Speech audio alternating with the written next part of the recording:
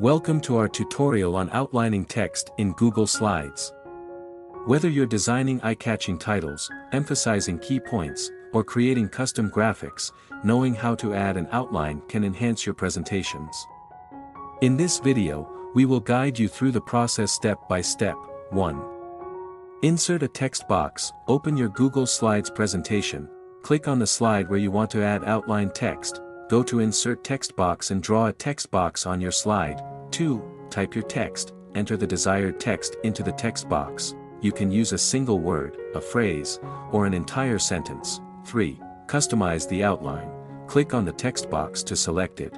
In the toolbar, click on the paint bucket icon. Fill color.